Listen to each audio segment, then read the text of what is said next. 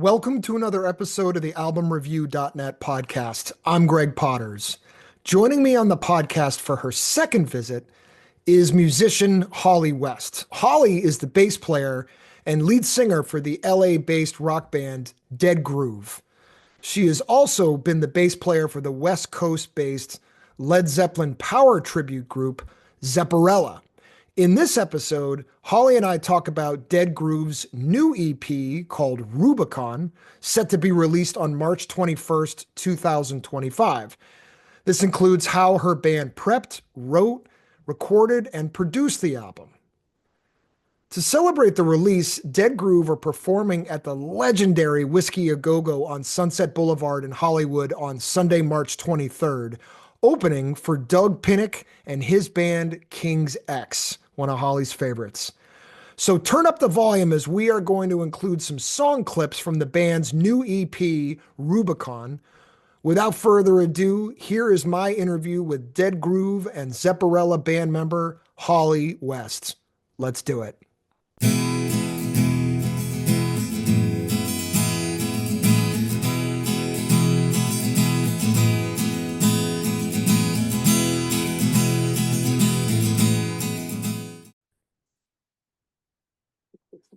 Thrilled to have you again. Thanks for reaching out. Yeah. Yeah. And you're not necessarily here for your health, right? Dead Groove's got a new 3-song EP coming out on March 21st. Called Rubicon. Rubicon. Now, so 2 originals, which I listened to this morning, Fire and The Damned. Yeah. And then, which are awesome, by the way. And then You're Welcome. Yeah, just the time signatures, Holly. That's what always gets me. And then it's also going to include a cover of Motorhead's Ace of Spades, which I want to dive into. Okay. So for some of the listeners, Dead Groove, you guys are going by Dead Groove. Do you still have the clothing company Dead Groove as well? You mentioned that last time. No, that's why we dropped it, because the band name, because we started as a clothing company, but it ended up we were only the ones buying our clothes. we just try and see what happens. But we decided to just take some of our signature designs from that and just turn them into our merch. So some of it still is available on our website, but we're just Dead Groove now. I saw that. So Dead Groove consists of Holly West on bass and lead vocals, and she's here with us today. And then also Freda Ching on drums, and then guitarist Caesar, is it Saliveri? Did I pronounce that right? Yeah. Awesome. Got it. And how are Fred and Caesar doing? Fred and Caesar are great. Caesar is still in Peru. It's still quite hard to get somebody here from Peru legally, so we're trying to figure that out still. But we are still actively writing and, of course, communicating with Caesar. Fred is doing great. He's still doing art for Cleopatra. Congratulations on the new, sorry to interrupt you. Congratulations on that. It was back in August, but you guys signed a deal with Cleopatra. Mm-hmm. Yeah. We started working with Cleopatra, and then we ended up signing a deal with them. So they've been really awesome and helping us. Lots of really cool new stuff coming. Radio and lots of interviews coming up. It's really good. They've definitely got our back. That's great. That's so important. Yeah. And what were you saying? I interrupted you. I'm sorry. Oh, with Fred. Yeah, he's still doing art for Cleopatra. Right now the office just moved from Culver City to Sunset Avenue. Boulevard. And so we are just a few blocks from there. And so we've been going and helping them design the new office, which is really cool. Yeah. There's a speakeasy, and there's all these different rooms. One's going to be completely pink. There's going to be a recording studio. There's going to be a leopard room. It's really cool. Brian, the owner, has such a great vision with art, and his idea is just to have people stop by and want to take pictures and really get the word out. Do you think in the future they're going to put any of those photos up online somewhere, like maybe on the Cleopatra website? I'd love to see those. Totally. They're already They are. They're already circulating. Yeah, people are already dropping by the office and taking pictures where they can, where things are finished. But it's gonna be really cool. We're gonna probably be working a lot more closely with them, actually, doing some big things. So I currently drive, I have been now for 5, 6 years. I drive a Jeep Rubicon, so I love the name of the EP. Awesome. Yeah. What's the what I read something on like an Instagram post that you guys put, but I wanted to ask you, uh, what was the genesis behind naming it Rubicon? Rubicon, the story behind Caesar crossing over the Rubicon, he knew it was the point of no return. And so it's become a similarity with the point of no return. Yeah, That's this is our more polished version of Dead Groove. I think you can tell by the I could songs, definitely they're a little tell. bit more polished. And this is our way of just going from the raw energy that we were to this new polished band. Yeah, yeah, pushing your sonic boundaries. I think I read on Absolutely. one of your. Yeah. That's Yeah. awesome. And on the front of the EP, it has the death flower. Yeah, is that what that is? So Okay, cool, yeah, yeah, nice. so, or flower of death, whatever.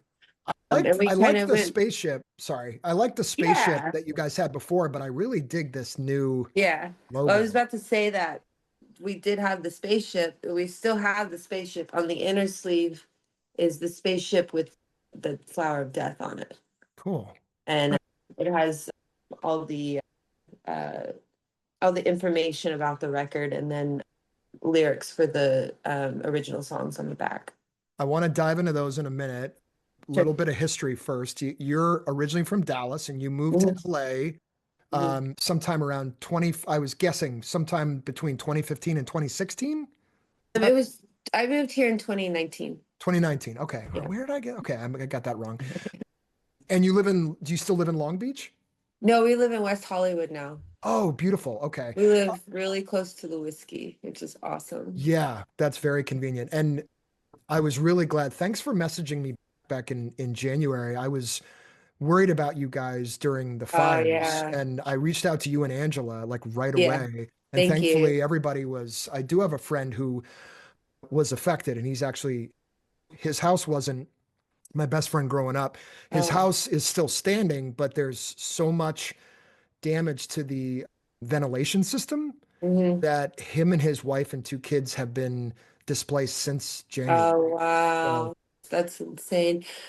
Yeah, Angela, I think she lives more in Orange County, so she yeah, was definitely she told me okay. she was okay. Yeah. But as far as us, when you look at the map, we were the only green dot on the entire map of LA. Oh my. It was just really crazy. We couldn't see any fire, we couldn't smell any smoke. Our air quality was still green and good. It was pretty insane. Amazing. Do you Really have any lucky. do you have any friends that were affected? Not personally. I do know some people that had to evacuate, but as far as damage, I don't have anyone firsthand, but secondhand, of course, Yeah. I've heard some stories, and there's some Zepparella fans and friends that have been affected, Yeah. and it's Yeah. unfortunate. And I was just in Altadena that got hit really hard Mm. in feels like it was yesterday, but it was back in early November. Yeah, And so just to know the downtown area where my buddy and I had coffee and where we had lunch one day is was gone. yeah, But thankfully I don't know yeah. anybody that was seriously injured. Mm. So that's Yeah. obviously what's most important, And but we haven't even been down there to look. I We don't know just if you haven't should go. gone. Yeah, probably not. But I did have to drive on the 405 a couple of times during the whole thing, and thankfully I didn't see any smoke. So at that Wow. point, yeah, at that point everything had been gone. The only problem is that the internet still keeps things going, so it Right. seems like it was longer, but within a week I think it was pretty good. Yeah. As far I didn't see any smoke. It was nonstop here, and I was constantly in touch with my friend because he didn't know for about a week whether his house was still standing or not. Mm, And in yeah. fact, his father-in-law, I'm blanking on the name of which fire it was, but the one that started in Altadena up in the hills, his Yeah. father-in-law was the first one to take any video or at least submit any video. Mm, So I was literally watching this on the 6 p.m. news here in Boston, wow.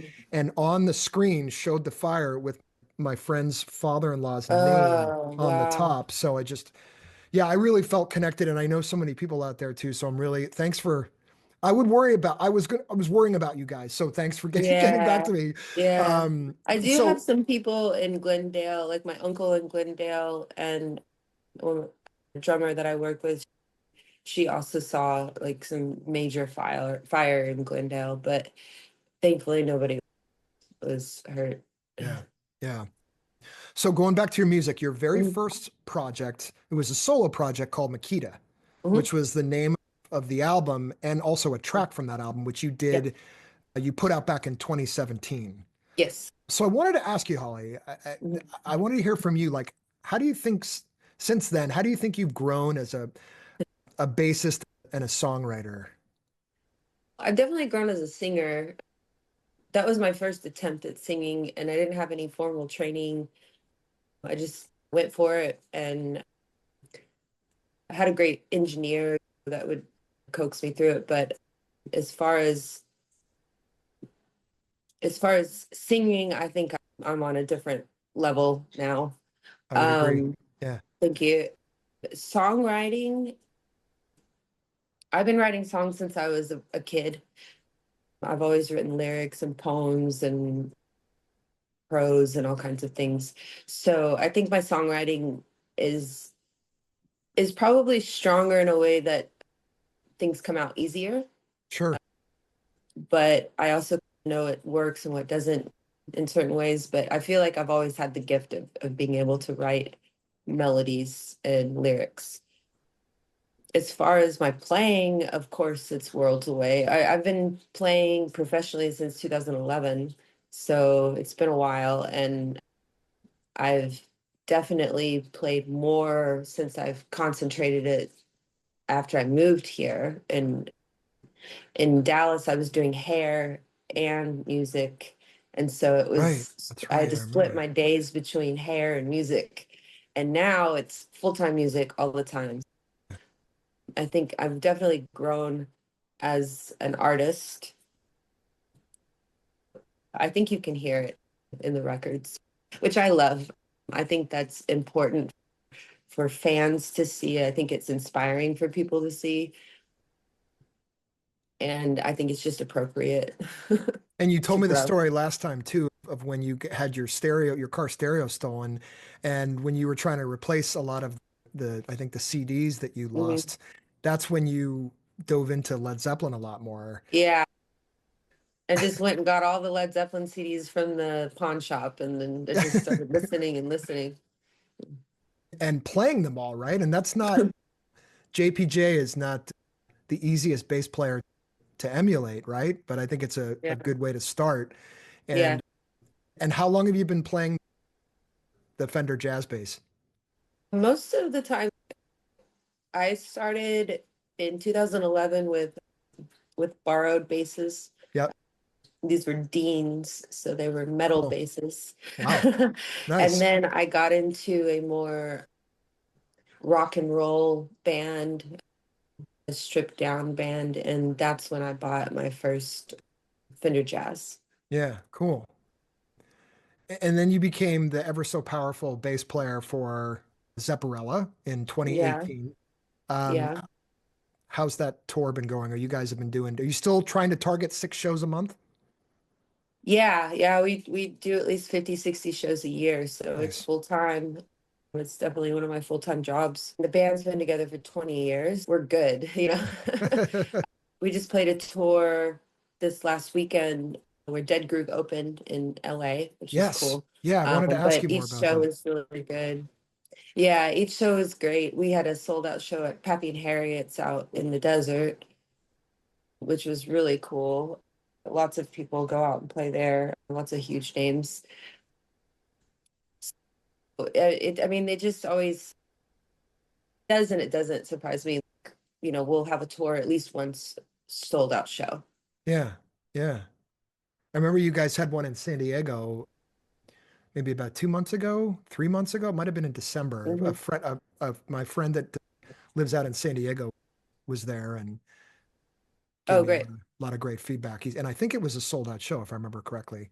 It was sold out. Yeah, Yeah, yeah, yeah, yeah. I know yeah, you would remember. yeah. All right, let's dive into Rubicon. And I want to start with the Good. track Fire.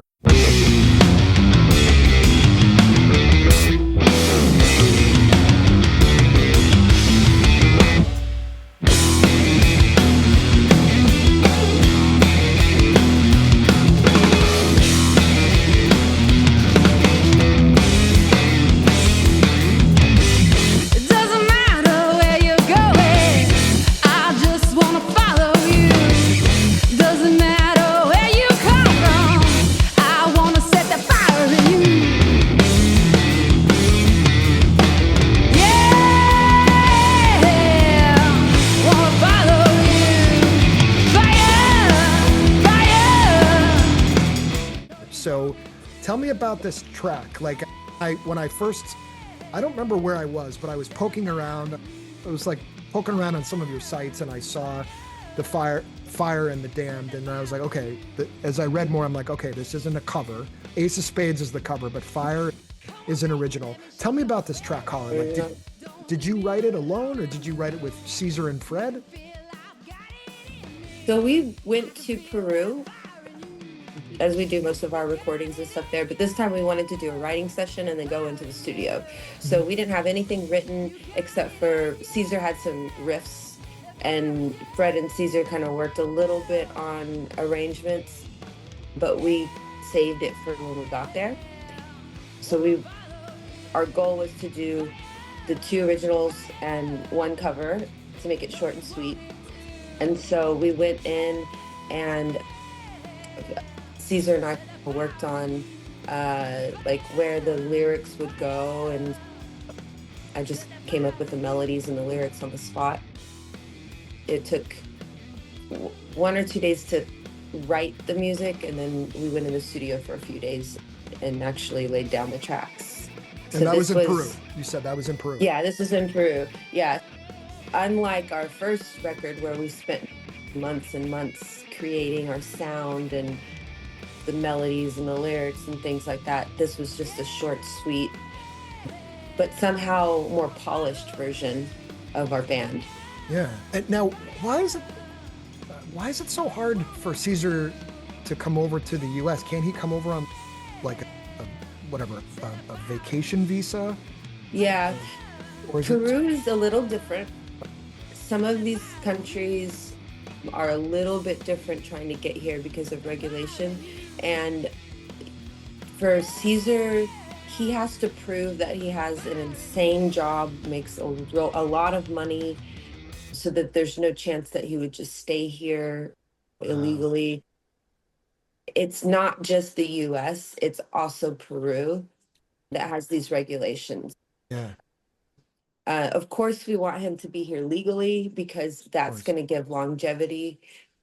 You can't just walk into a country. You can't go to any country and just stay. Right. So we want to do it the right way. And so that also entails getting people that are higher up to vouch for him.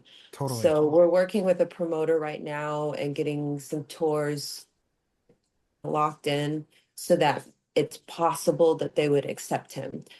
We've been working with lawyers for the past few years who there's a whole list of things that you have to provide, like letters of recommendation, tour schedules, money, all this stuff. And each time we try, it's getting a little bit better. Okay, but good. It's not guaranteed. Yeah, yeah. Yeah. Best wishes to that. And when you guys do gigs, if Caesar's not there, you have someone fill in. And I'm blanking. Is his name Jeff? No, not anymore. We Okay. had him for a little while, but now we have Jake Fawn. Oh, awesome. Jake's awesome. Are you familiar with Jake? No. Jake He's from England. He's a session artist here in LA. But he's played with David Lee Roth. Okay. He's played with Winger. Nice. He's done some stuff for some pop artists, some big pop artists. So and he also plays with Bullet Boys now. Fred's still playing? Yeah, okay. Cool. Yeah. So he brought him into Bullet Boys. Jake is an amazing player. He's got great stage presence. He really fits our band well. He just shows up ready. He's just one of those guys that just gets it and shows up. Yeah, true professional. Yeah. And so sometimes we have to keep up with him, to be honest. So we've definitely got the right guy for the gig. So as long as he's not busy, he'll be touring with us whenever we play shows. Cool. And we're really happy to have him. Cool. And it fits too, because he's blonde. So you've got the two blondes up front. Nice. In a Nordic kind of way. Now for The Damned, how long have you guys had that song in your arsenal? Did you write that recently? We wrote it at the same time we wrote Fire. Yeah. Okay. Yeah. Tell me more about that. Like, how did you structure it? So The Damned, like most of our songs, Caesar and Fred structure the song, and then I'll come in and trying to figure out where does the verses and the choruses and bridge and breakdown and stuff go. And if they think that there's too much space in something, they'll say, can you write something here? So when that song starts, there's this cool riff, this cool heavy riff in the beginning, and then there's no bass. It's just guitar.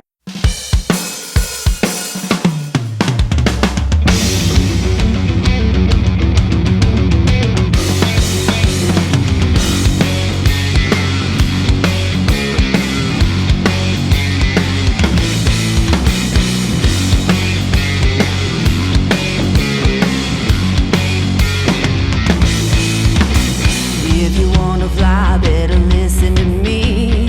All of them know that you can't be free. Better run and hide, leave the scene, or they're gonna take you in and might get me.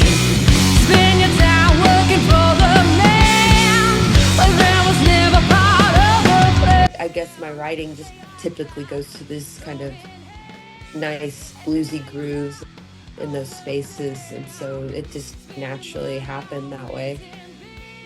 And as far as the lyrics, I think this one is more open to interpretation. It's definitely about the man and taking one for the man, but it's about anything. You can throw in politics in there, you can throw in working too hard in there, you can throw in a lot of different things in there. That one's more open to interpretation. Fire, on the other hand, is written about Fred. Yeah, okay. I wrote that about Fred. Nice. Now, are any of you guys classically trained?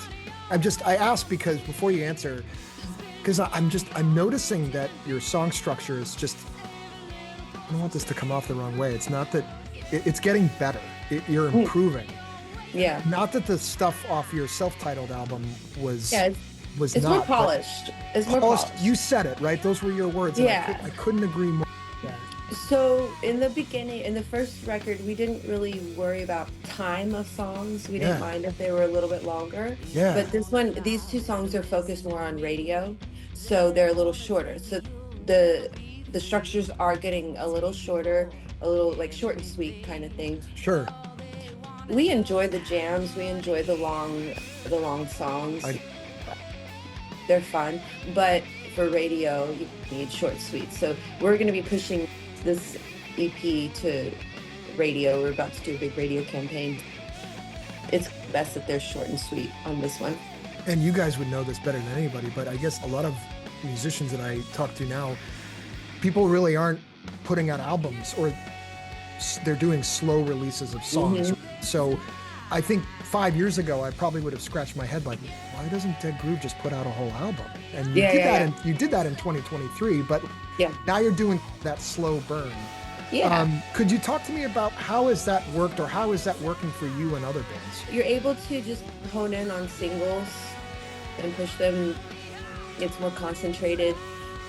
Now, we are working with a big radio guy in New York, and he enjoys full albums because then he can pick the single. He can pick what he pushes, and he can also pick several songs. What we've sent to him this time is the 3 songs on this, but we also have the live version of Book of the Dead. So whatever he decides to push, that's what he'll push. A lot of it's about money. A lot of it's about time. A lot of it's just getting 4 or 5 people together to write something. When you focus on one song, you can push it and you can develop the song, right? So you can record it, you can do a video for it, you can do a lyric video for it, you can push it to all these different places. You can even just do interviews on that song. If you feel like that's your song and that's like that encompasses the band and you can really push it, then I think that's the mentality of people right now, is just the single helps so there's not a lot of noise. When we wrote this record, it has 10 songs on it, so it's hard to figure out which ones to push. We ended up pushing Maverick and Book of the Dead, but those were the first singles. Those are the first 2 songs we wrote as a band. So we pushed those, then we wrote the record. And then when we got the record, we signed with a record label, but they didn't push us nearly as much as we wanted, and so it flopped. So you run the risk of that too. If you don't have the support behind you, or you don't have the money for the support, then you're basically just throwing your record out there and seeing where it sticks. But when you actually have a record label that cares about you and that wants to push you, and then you also have the means to do it, then a shorter record is easier. It might play into a lot of what people are like nowadays anyway, which is like kind of more short attention spans, right? So that's too. like people like to, I hear all the time when you're talking about like streaming TV, people like to binge watch shows. Like a lot's changed. And I can understand. I was in a conversation with somebody about this the other day. My preference is the album, but what you guys are doing makes perfect sense, because you're obviously trying to get that out there. And this is obviously a similar pattern that I'm seeing from a lot of musicians who quite honestly seem to be doing it the right way too. So really excited to hear that you guys are really happy with Cleopatra, and it sounds like they've got the right business model in mind. Yeah, Brian has been doing this since the 80s, Done it for a couple of months. Like I was telling you before we got on here, I've been doing merch for Rose Tattoo. Every album that was on that table is from Cleopatra, the reissues or whatever. So they have this great business model for pushing new bands, for pushing old bands, and the speed of the leader is the speed of the gang. Brian is he's all about just pushing things and seeing what works. And if you know a lot about Cleopatra, they have several record labels under them, and they push a lot of reimagined records. Like they did Gothic Valentines, so it's like love songs done in a gothic way. We're working on a metal yacht rock thing right now. So and they bring all these really awesome players in from all these badass bands, and they do really well. I actually, before I even moved out here and really had my radar with Cleopatra, I've had some of their old records, a Zeppelin compilation, a Black Sabbath compilation, with all these really great artists. And it's really fun actually to sit through the songs and listen to them, because you'll find a favorite one. You'll find one that's done really well. Speaking of great artists and old songs, you guys also do an amazing cover of Ace of Spades, which is like one of my favorite metal songs from way back in the day. Now, you had a really good cover back on your first album, Makita, your solo project for When the Levee Breaks. What motivated you? I'm just curious. I can probably guess what motivated you guys to do this one, but like what made you pick Ace of Spades? It's Besides kind the of fact that it's a crazy. killer freaking song. Yeah, it's crazy. We're we when we started all of this, we lived in Long Beach, but our goal was always, Fred and mine, our goal was always to live in West Hollywood. Yeah. And you can't think of West Hollywood without thinking of Lemmy. Right. Um, and A staple at the also, Rainbow for it's, decades, right? Does yeah, he still he yeah. has a statue there? Yep, he has a Yeah. big statue there. His his spirit is around, that's for Yeah. sure. And actually, what's really cool, I don't know if I told you this before, but when we had our album release for the Dead Groove self-titled, Mhm. we did it at the Rainbow. You told me that. Yeah. Yeah. Yeah. And we played Ace of Spades, and I'm singing it, and I'm looking directly across the street out the window into Lemmy's eyes and the huge mural outside of the Rainbow. It Wow. was just like, I get chills. And it was it was on the day that they put his ashes on his statue. They attached Oh, the wow. ashes to his, yeah, it's I didn't crazy. know It's so that. kismet. Yeah, it was so kismet.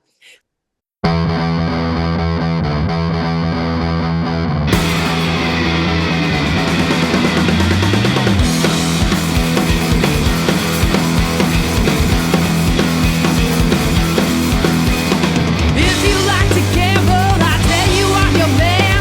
You win some, lose some, it's all the same to me.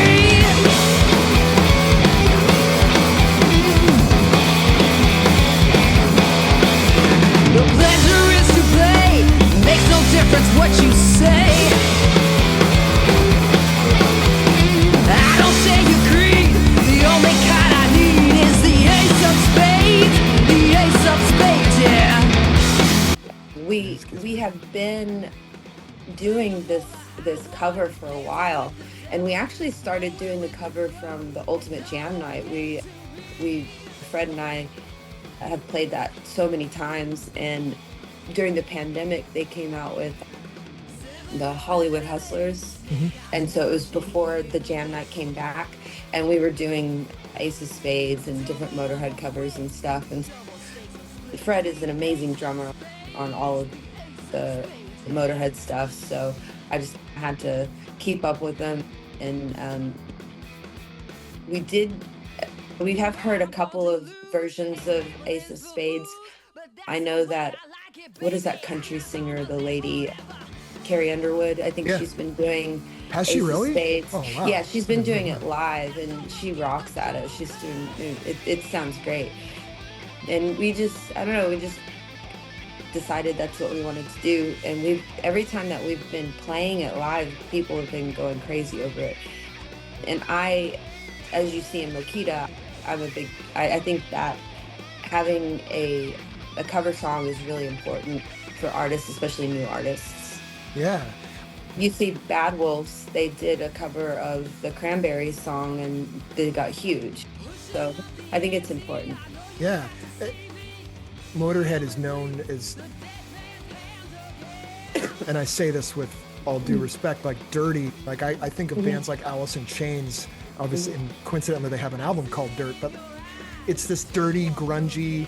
There's something about your version of Ace of Spades that was cleaner, and Yeah. I might get struck by lightning when I say this, but I actually enjoy it. I enjoyed it more. Yeah, I'll tell you why that you might think that is because we actually slowed the tempo down just slightly, so it has a tiny bit more groove. Okay. It's just ever so slightly, because the original Ace of Spades is like super fast. It really And so- fast. It's like a yeah. punk song. Yeah, totally. Yeah. And also, it is a cleaner version because now we work with Charlie. I keep forgetting his last name. Let me see. I don't want to get his last name wrong. Charlie Waymeyer, Okay. who's an awesome engineer, and he actually reamped my bass sound. We went through a Marshall.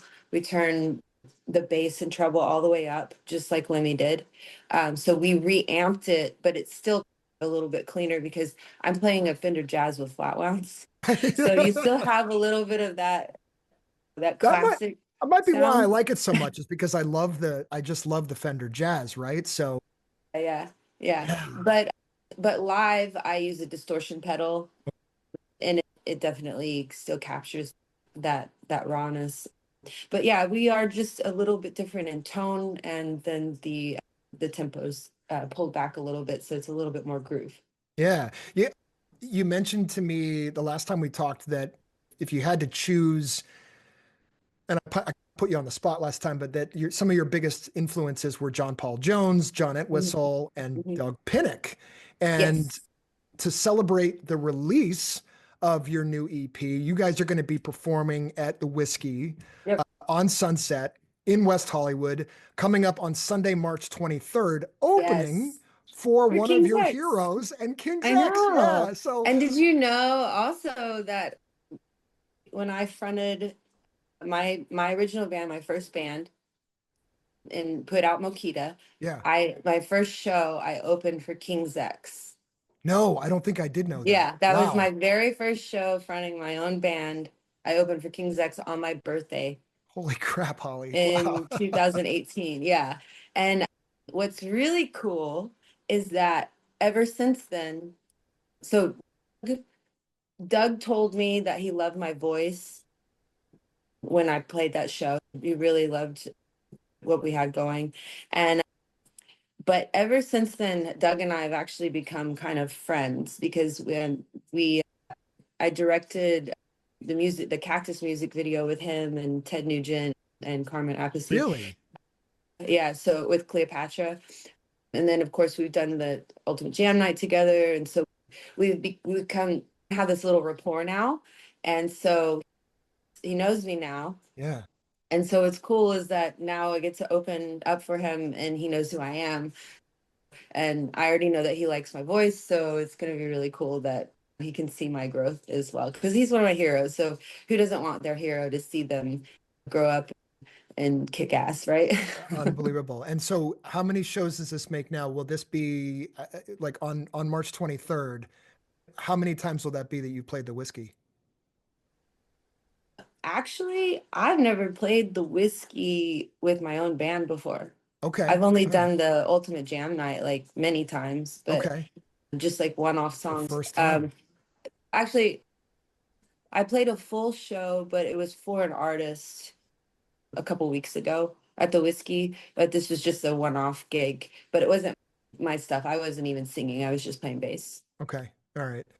And you guys also played a show opening for Zepparella on Mhm. February 28th, which was just a week ago Yep. today.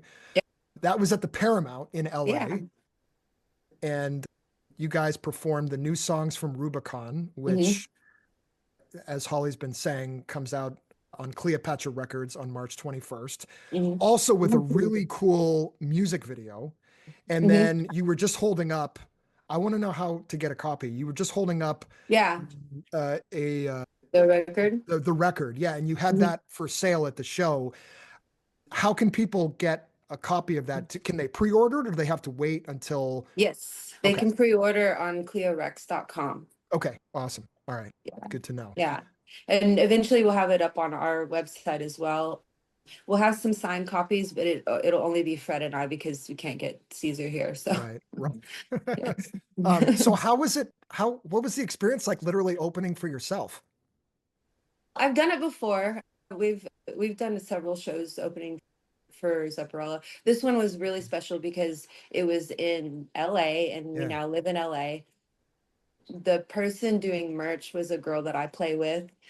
And so, and then I'm joining another tribute band.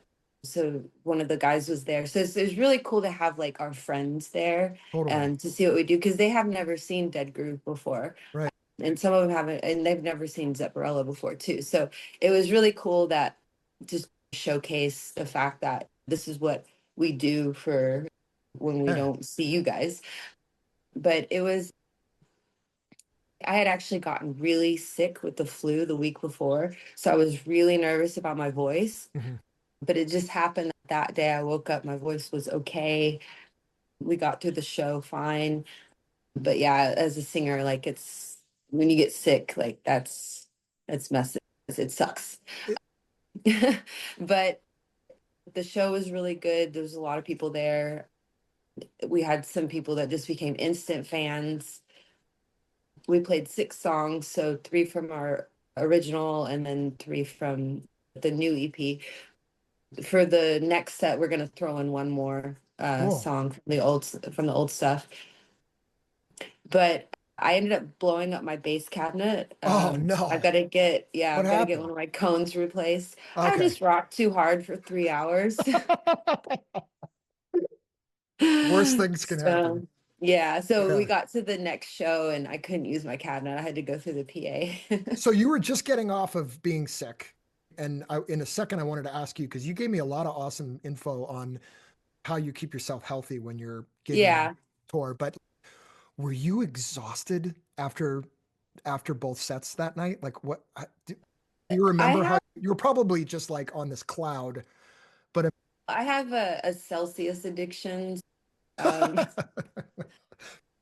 I end up it's really messes me up, but I end up drinking a Celsius usually within an hour of going on stage so that I have energy. yeah, And what's crazy about that night is I did it before I went on for for Dead Groove set.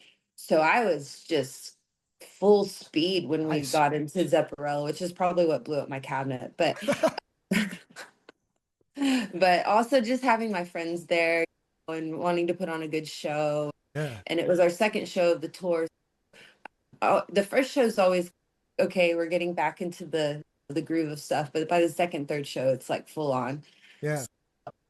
Yeah, it's I definitely was tired after the show, but I also had a lot of like internal Adrenaline. energy. Totally. Yeah, I can imagine.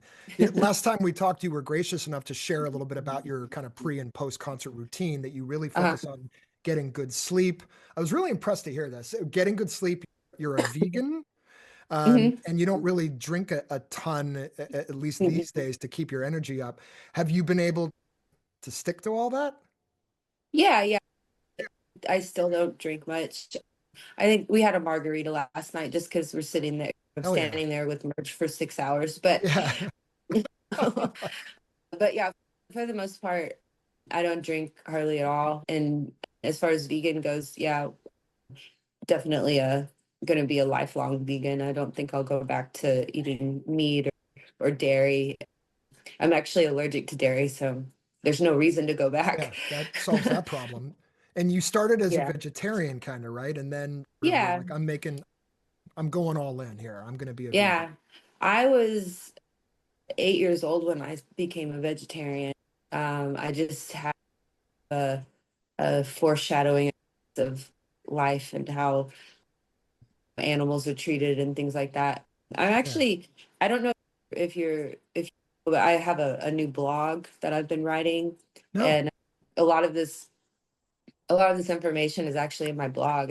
It's, I talk about my, my history of vegetarianism and veganism, and I talk about being on the road and stuff like that. So a lot of really cool stories on that.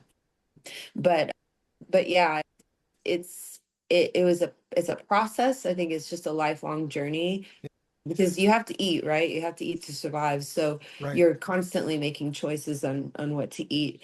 And when I became vegan, I had skin problems, weight problems, all these things. And I was only eating cheese. I wasn't eating milk or anything. Just it was I had a s- similar diet, but I was eating real cheese.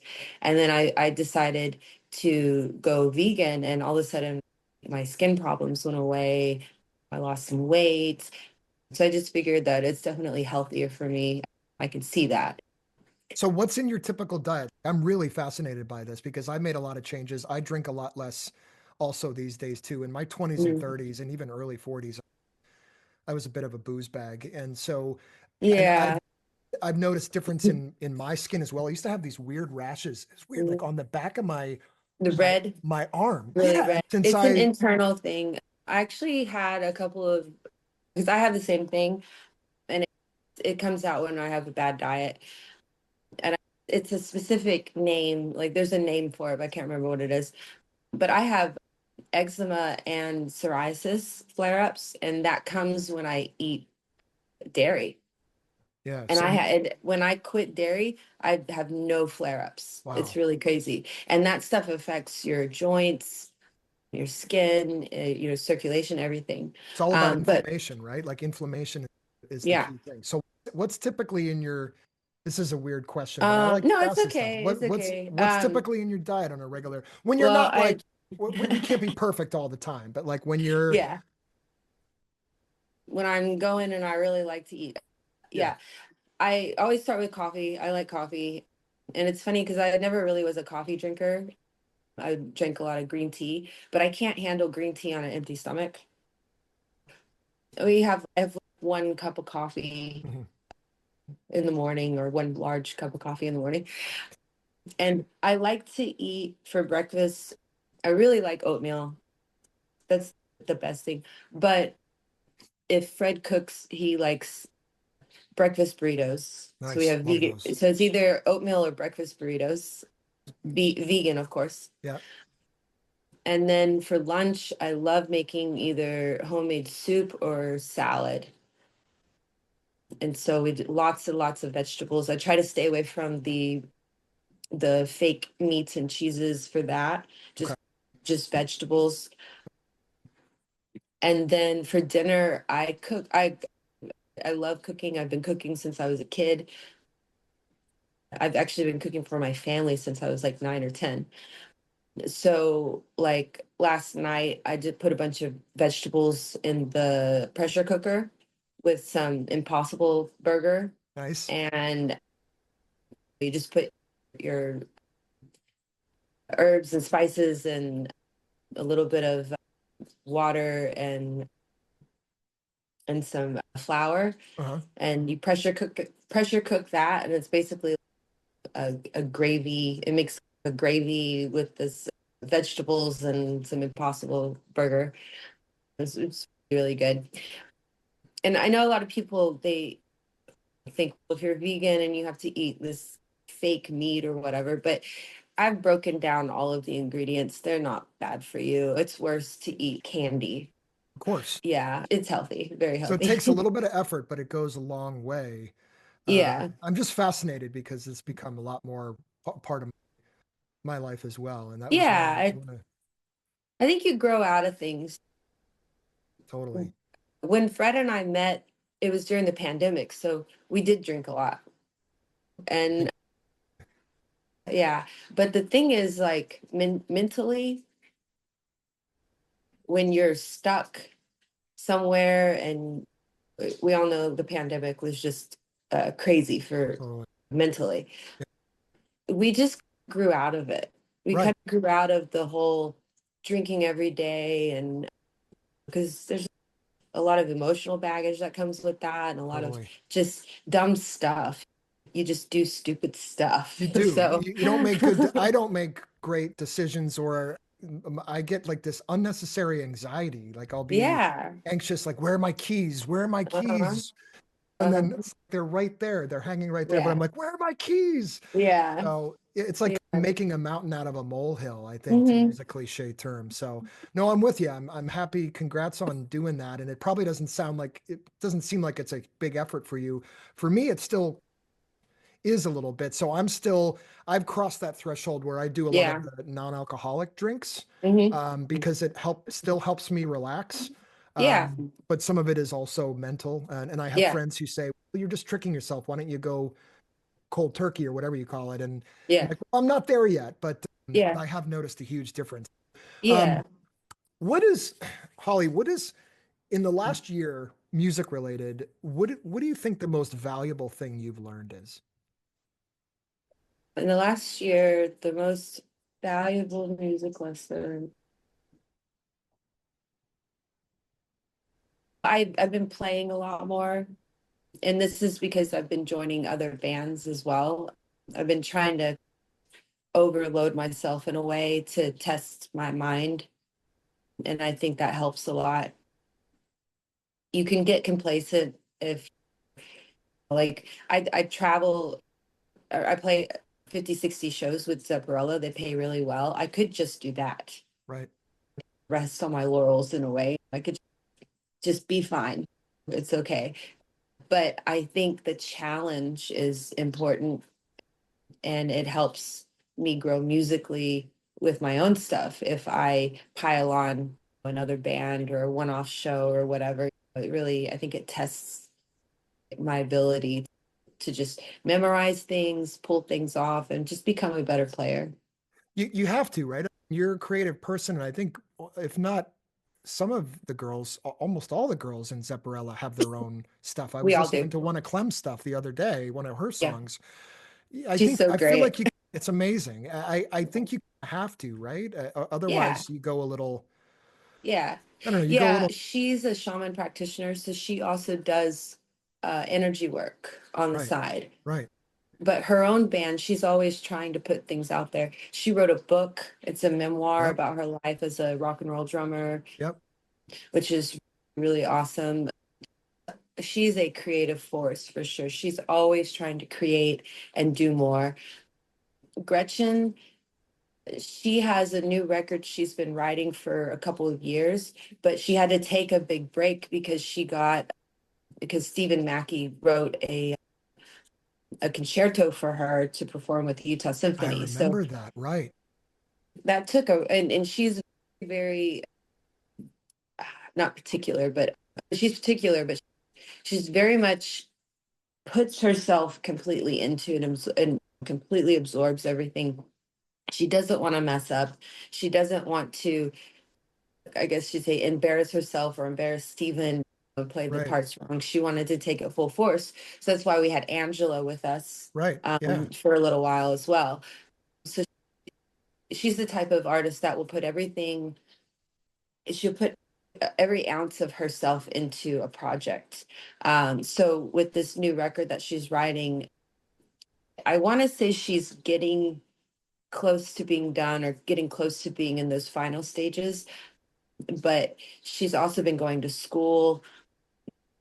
She's trying to think of Gretchen in the future as well. And so she's doing a lot of things in her own right as an artist to grow. Anna is she doesn't have a new record on the way or anything, but she is constantly gigging in San Francisco. She's really well known in San Francisco for her jazz and pop and things like that. So she's always learning new material, and she works with a lot of musicians up there.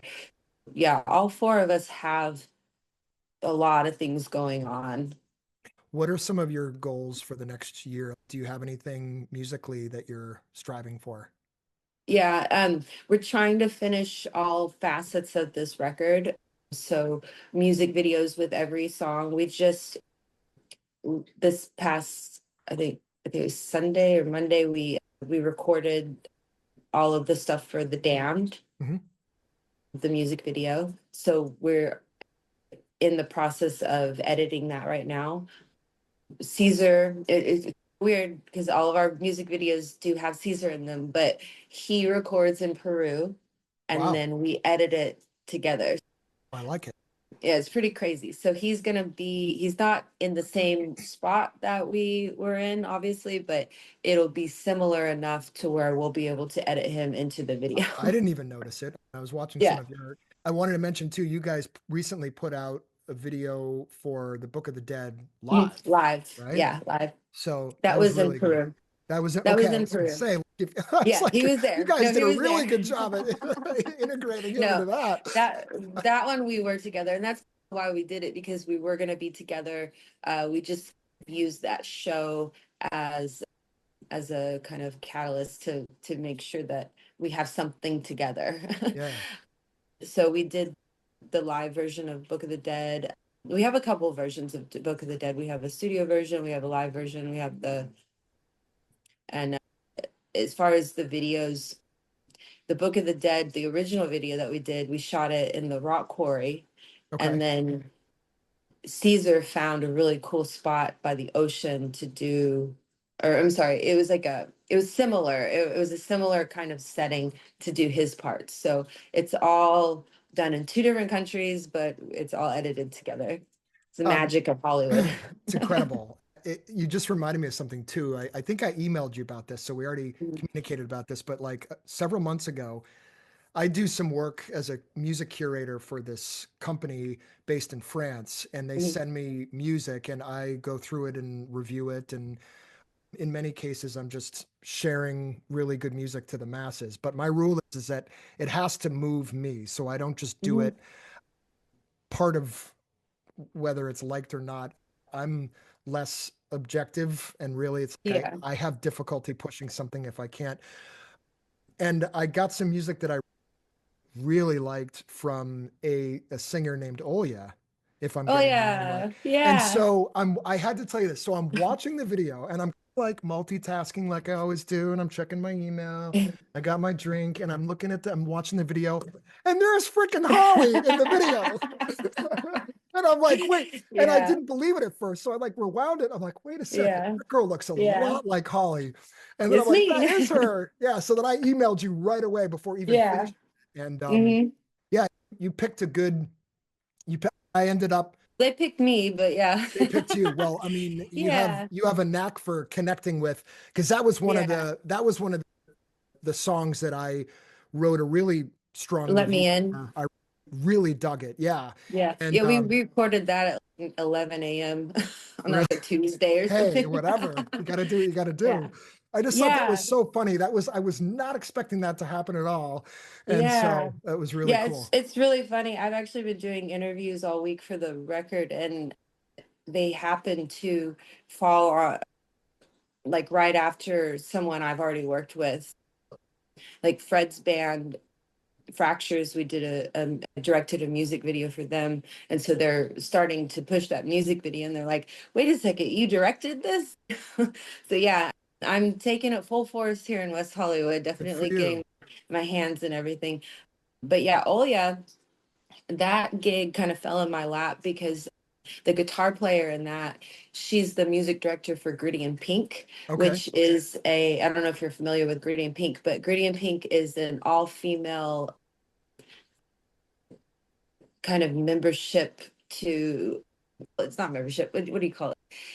They have a website where they feature all females in the music industry, and anything from bass players to singers to directors to Cool. videographers. Yeah, so it's a female network.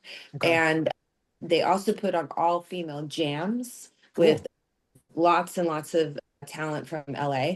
And so the music director, her name's Lisa, and she got a hold of when Olya was looking for a bass player, she told her about me. So Olya contacted me, and it was one of the first projects I joined when I got here in LA, as far as like a band where I'm just playing bass.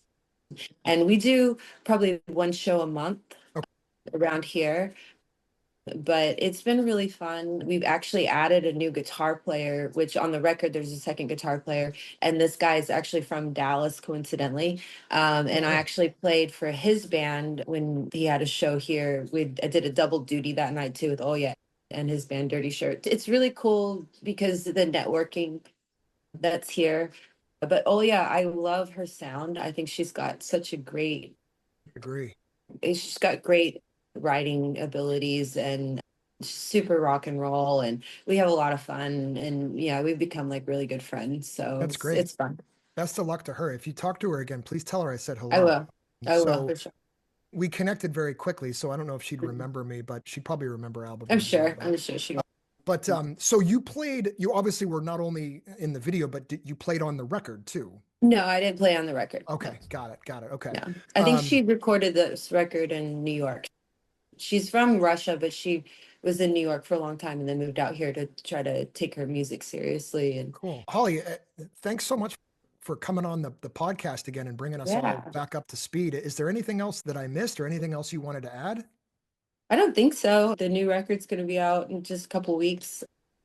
We will have accompanying that we're going to be dropping the Damned music video on that day as well. Okay. All right. So that's what we're pushing right now. And then we're gonna do Fire will be next, and then Ace of Spades after that. We're going to try to do something at the Rainbow for the Ace of Spades video. So Oh, hopefully very we're cool. crossing our head. Maybe, I could probably tell you this because this is really funny. It's going to be a tiny spoiler alert for the damn music video. But I had this vision of doing, have you seen Office Space? Oh, the movie? Yeah. Oh God. Do you Yes, remember many the times. printer scene? The printer Are scene? you kidding me? Yeah. So we recreated that Did you with really? Oh, yeah. no way. We recreated that down in downtown LA by the train tracks with a mixing board. Look out for that. It's gonna be great. Awesome. I remember seeing that movie when it first came out in '99. I And love that I movie had a so job. much. I had a job. One of my first jobs after college was very similar to that. So Yeah. I TPS reports and all. oh my God. Why does it say, what the hell does PC load letter mean? Like that was, I could go on and on. Remind us again. So where can we pre-order a copy of the new EP Rubicon on vinyl? CleoRex.com. CleoRex.com. And then you can also see the new the live music video for Book of the Dead on Cleopatra's YouTube. Okay. All right. Awesome. Holly, you rock. When are you coming? When are you touring back east? I saw you guys in New Hampshire a year ago. Yeah. When are you guys coming back? I think at some point. Okay. Please let me know. Keep me posted. Yeah, for sure. Thanks so much for coming on again. And thanks so much for staying in touch. Yeah. It's really been awesome. I can't believe when we did our first podcast together, it was in 2023. So it's been 2 years already. It seems like it was like 5 minutes ago. But congratulations for everything that you've done, everything that you've become, and everything that you're setting out to do for the next year. Thank you. You're very welcome. I definitely want to stay in touch, and I hope that our paths will cross again really soon. Thanks again for listening to this episode and my conversation with Holly West. Remember, you can listen to Dead Groove's new EP, Rubicon, which is going to be released on March 21st, 2025, anywhere where you get your music. Check out deadgrooveband.com for details on shows, the records, and how to get some merchandise. If you want to order a special vinyl copy of the EP, which Holly held up during our conversation, you can go to Cleopatra Records website at cleorex.com. That's CleoRecs.com. And to celebrate the release of Rubicon, Dead Groove are performing at the legendary Whisky A Go Go on Sunset Boulevard in West Hollywood on Sunday, March 23rd, opening up for Doug Pinnick and his band King's X, which is a favorite of Holly's. So if you're in the LA area on March 23rd, you should definitely check that out. You can also hear Holly's exceptional bass playing for the Zeppelin tribute project, Zepparella, anywhere where you get your music, and or at Zepparella.com. Also, as a side note, if you're interested in any of the albums or books that I've discussed in this episode or previous episodes, go to albumreview.net and pick up a copy of your own. Listen to all my podcast album reviews at albumreview.net by clicking on the podcast tab. I probably shouldn't even have to go through this anymore, but I feel like I do it anyway. They can also be heard wherever podcasts are available. We're on every platform. So please follow the show on your preferred platform so you can get regular updates on new episodes. And also, if you guys would be so kind as to pop a quick review or rate the podcast, that helps move the needle and get the word out there. I do want to hear from you. I want to continue hearing from you. So please email me your feedback, album review requests, and any questions that you might have to gpotters@albumreview.net. That's GPOTTERS at albumreview.net. If you'd like to get regular updates on reviews, interviews, product and music news, go to the homepage and join the mailing list. Visit our LinkedIn and YouTube page and stay tuned for updates on Instagram, Facebook, and that thing they call TikTok. You can find us at albumreview.net. Okay, we're done here. Feel free to send me any recommendations on any album reviews you might want to hear. Until next time, drop the needle and keep listening. Bye-bye.